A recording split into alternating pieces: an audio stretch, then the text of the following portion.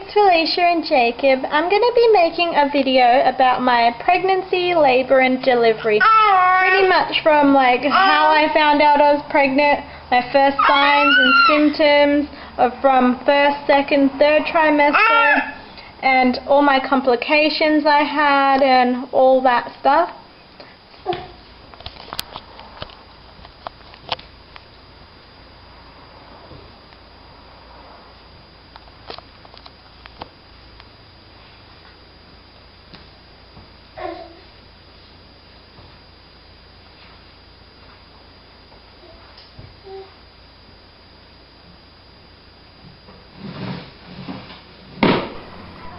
So first trimester, I felt pregnant when I was 18 years old in August and I turned 18 in May that year.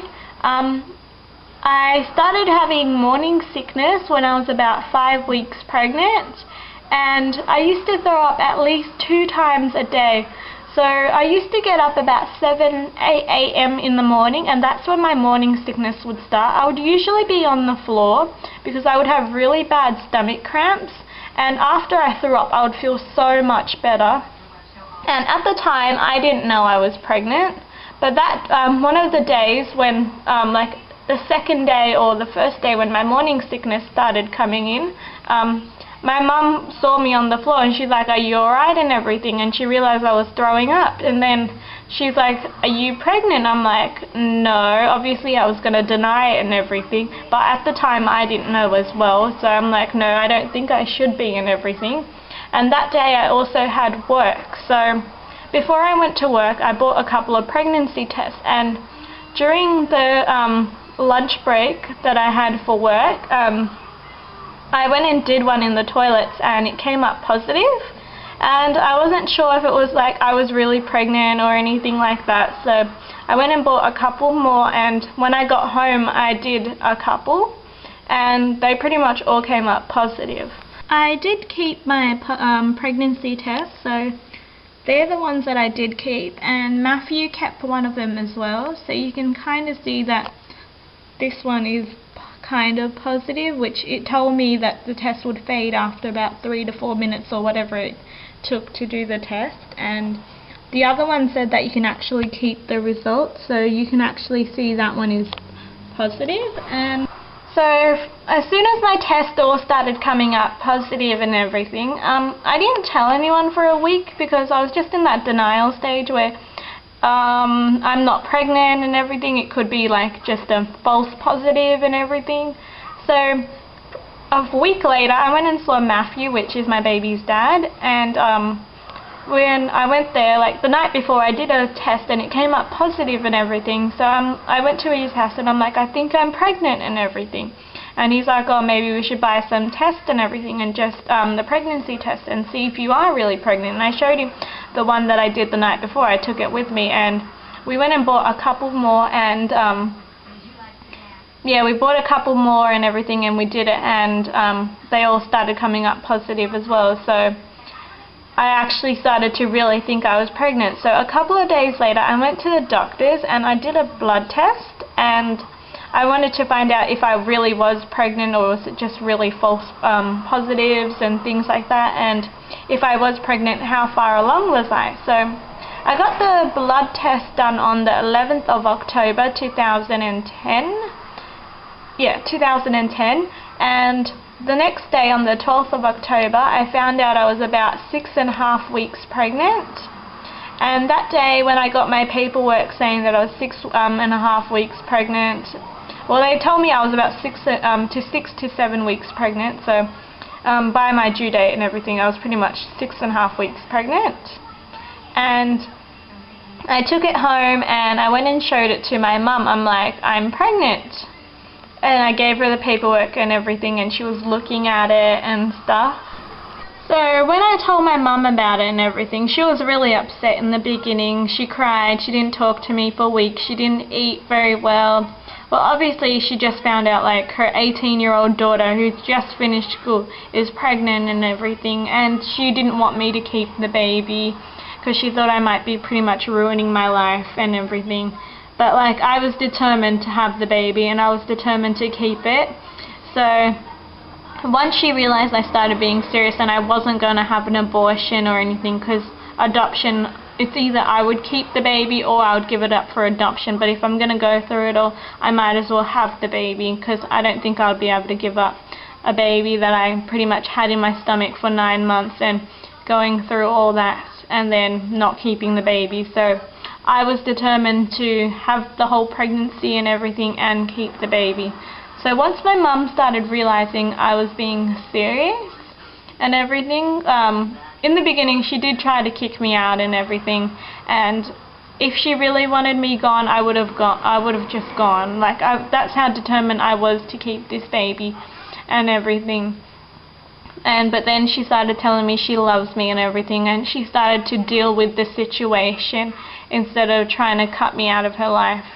So she told me I had to find a doctor for myself and everything, that I would be able to see for all my appointments and everything, so they would know my situation and everything instead of going to all different random doctors. So I found one in my street, which was pretty much 5-minute walk, which was actually pretty good for me. So like, if anything happened or anything like that, I would be able to just go to the doctors, and if, like, for instance, if I had some kind of pains or if I had something happened or something, I could just run down to the doctors, because it was like pretty much 5-minute walk, not even that, to get there.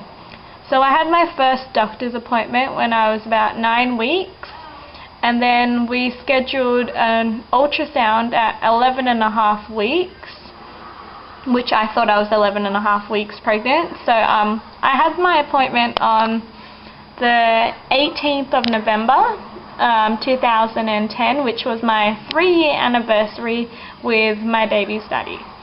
So I only told a few of my friends. They were all happy for me and everything. So they were one of my pregnancy tablets that I used to take every day, the nutrients things. I also had another one which was like pretty much all the prenatal vitamins, but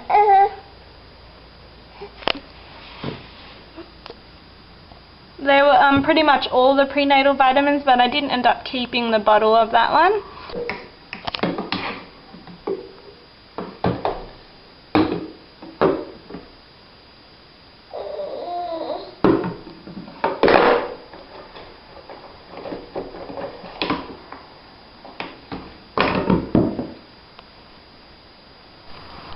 So after I scheduled my ultrasound and everything for the 11th of November, and we were like 2 weeks before I had to schedule it, so I had really bad morning sickness as well, where I would throw up at least 5 to 10 times every hour, and that was including the night time as well. And that was when my heartburn started as well. And I lost about 5 kilos in 10 days, which I think is about 11 pounds in 10 days. So I was really sick. I was pretty much bedridden. And the day of my ultrasound, that was the day that I started actually feeling a lot better. That was the first day I was able to eat something and keep it in my stomach. So yeah, about after 10 days, that was when I started to feel quite well and everything. And the day of my ultrasound was the 18th of November, which was our 3-year anniversary with mine and Matthew's. And he couldn't come to my ultrasound because he had an exam that day for his course that he was doing, and he couldn't not go and everything because he would have failed the whole course that he paid to do. So my mum ended up coming. She actually offered to come.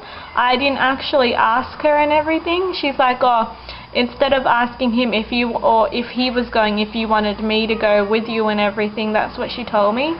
So like, that was actually really nice of her to actually offer and everything. And so she ended up coming with me because Matthew couldn't.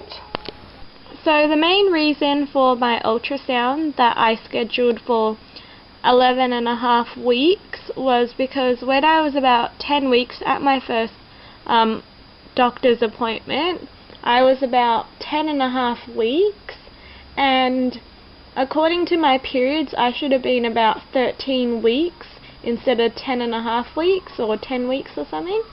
So we weren't sure exactly when my due date was or how far along I was, because of my periods telling me one thing and the blood test saying one thing. So so I had to have an ultrasound done to calculate how far along I was and when my actual due date was. So I found out I was actually due on the 2nd of June, which I thought I was meant to be due on the 6th of June, I think. So I ended up going 4 days early. I wasn't actually 11.5 weeks, I was actually 12 weeks pregnant, and that was my first ultrasound. And we found out the baby was really healthy and everything. The baby was growing well, and the baby's heartbeat was 167. So I started to think that we were actually having a girl because of the old wives' tale, where when the heartbeat is over 150 or something like that, there's a higher chance of it being a girl. And so after a couple of days, I went back to the doctors and I got my results and everything, and I also got some pictures of the ultrasound. So this is my ultrasound pictures that I got. So that's the amniotic sac or something, I think. And that one is the placenta. So you can kind of see it in the middle. And that was a blurry kind of picture of the baby. And that's a better picture of the baby. That's the skull and everything from both angles. That's the heart on the left, and on the right is the stomach. And that's the cord insertion thingy, and the bladder on the right. And on the left are the legs, and on the right are the hands. And that's his heart and his heart rate and everything, which was 167. And that was just pretty much my results and everything. So during my first trimester, I pretty much just craved food like burgers, chips and gravy, and like actual food. So and the only thing that I really had was from like signs and symptoms was pretty much the heartburn and everything, and as well as that was the vomiting and the nausea and heartburn, which was pretty much my main symptoms, besides some cramps in the stomach and everything. So in the second trimester, I remember in the beginning of my second trimester, Matthew used to listen to my stomach all the time and try to hear the heartbeat, which he actually could and everything. And he used to hug my belly and talk to my stomach and everything. And yeah, so after that, a couple of days later, I went back to the doctors and I got a letter to say that I can start having my appointments at the antenatal clinic at the hospital and everything. So at about 13 weeks, I got the letter and everything, and I made an appointment when I was 15 weeks for my first antenatal clinic appointment at the hospital that I was going to deliver at. Hi, Chinky.